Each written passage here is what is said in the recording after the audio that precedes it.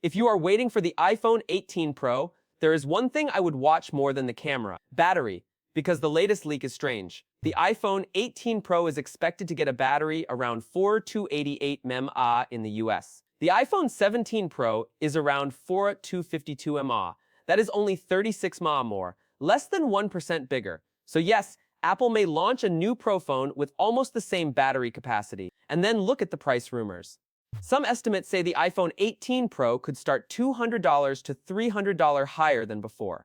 One Wall Street Journal-based estimate puts it as high as $1,399.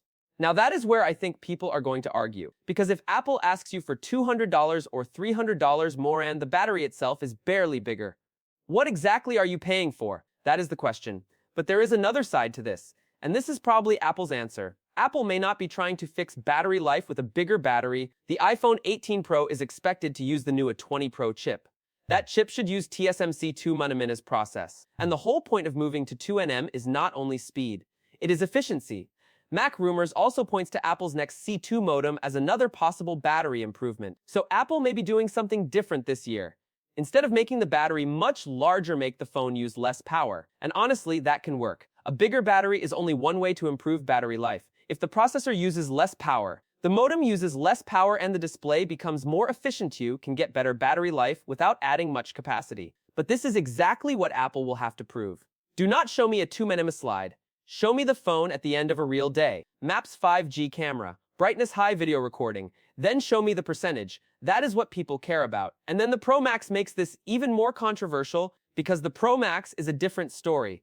The iPhone 18 Pro Max is expected to get around 5,567 mAh in the US. That is up from about 5,088 mAh, almost 500 mAh more, nearly a 10% increase. So now look at the difference. iPhone 18 Pro, less than 1% more battery. iPhone 18 Pro Max, almost 10% more. That means Apple could create a much bigger battery gap between the two Pro models, and that matters. Because some people want the smaller Pro but still want Pro Max battery life.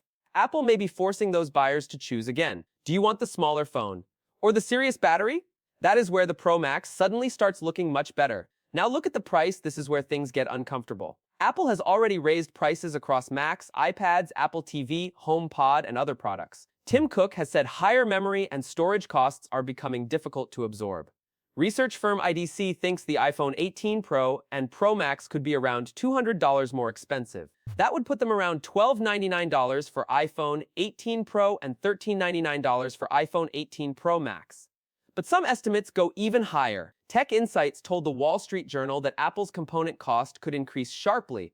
They estimated the iPhone 17 Pro's bill of materials at around $582. For the iPhone 18 Pro, that could rise to around $726. That is roughly a 25% increase in component cost. And memory is a huge part of that. The report estimates the cost of 12 GB of DRAM could rise from around $39 to $145. And 256 GB of storage could rise from around $13 to $51. That is a massive jump. So when people say, why is Apple charging more? There is actually a real cost problem behind it. But that does not automatically mean customers will accept it, because customers do not care what Apple pays Samsung or Micron. They care what they get.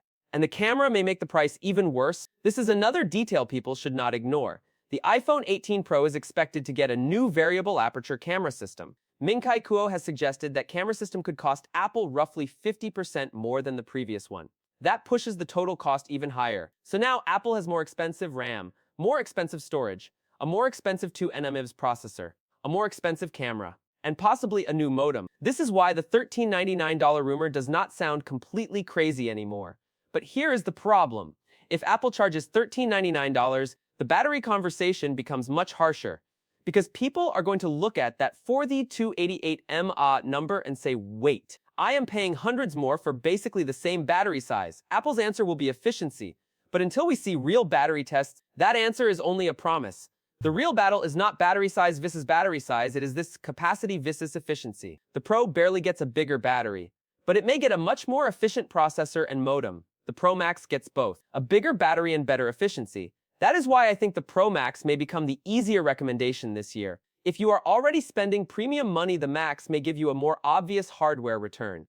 Almost 500 mAh more battery, larger display, and potentially the same camera upgrades. The regular Pro may depend much more heavily on software and chip efficiency to justify the price. And here is the question Apple has to answer if the iPhone 18 Pro starts at $1,299 or even $1,399. How much battery life is enough?